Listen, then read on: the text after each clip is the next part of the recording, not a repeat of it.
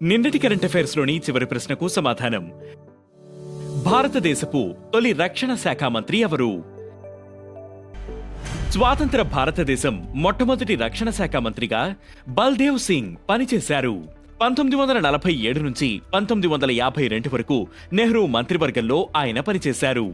బల్దేవ్ సింగ్ భారత రాజ్యాంగ పరిషత్తులో సభ్యుడిగా ఉన్నారు.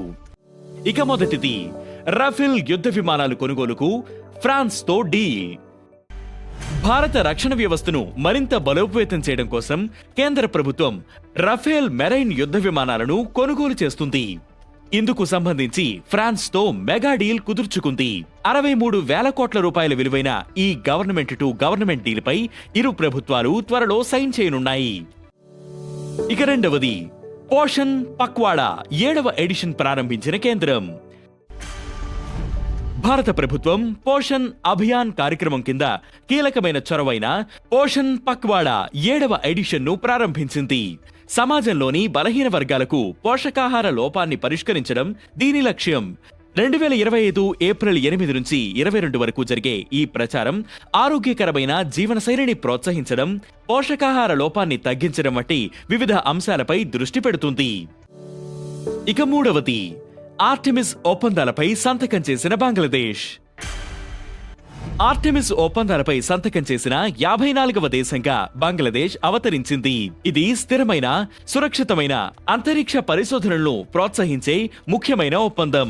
2020లో US state development and NASA కలిపి Australia, Canada, Italy, Japan, Luxembourg, UAE, యూకేతో ఆర్టెమిస్ ఒప్పందాలను స్థాపించాయి. 2023లో భారత్ ఇందులో చేరింది. ఇక నాలుగవది, ఏఐఓఎస్ ఉపాధ్యక్షుడిగా doctor Mohan Rajan. All India ophthalmological society అధ్యక్షుడిగా Rajiv eyecare hospital chairman doctor Mohan Rajan ఎన్నికయ్యారు. ఏఐఓఎస్ భారతదేశమంతటా 29,000 కంటే ఎక్కువ నేత్ర వైద్యుల నెట్వర్క్ కు ప్రాతినిధ్యం వహిస్తుంది. ఏప్రిల్ 5న న్యూఢిల్లీలో జరిగిన ఆసియా పసిఫిక్ అకాడమీ కాంగ్రెస్ లో జరిగిన ఏఐఓఎస్ జనరల్ బాడీ సమావేశంలో డాక్టర్ రాజీవ్ ఎన్నికను అధికారికంగా ప్రకటించారు. ఇక ఐదవది, ఐఎస్ఎస్ఎఫ్ షూటింగ్ వరల్డ్ కప్ లో భారత్ కు స్వర్ణం. అర్జెంటీనాలో జరుగుతున్న ఐఎస్ఎస్ఎఫ్ షూటింగ్ వరల్డ్ కప్ లో భారత యువ shooter Inder Singh Suruchi gold medal గెలుచుకున్నారు. మహిళల 10 మీటర్ల air pistol event qualification round లో 583.16 పాయింట్లతో సురుచి అగ్రస్థానంలో నిలిచారు. ఇక ఫైనల్లో 244.6 పాయింట్లు స్కోర్ చేసి పసిడిని కైవసం చేసుకున్నారు. ఇక ఈ రోజు కరెంట్ అఫైర్స్ క్వశ్చన్: ప్రపంచ హోమియోపతి దినోత్సవం ఎప్పుడు?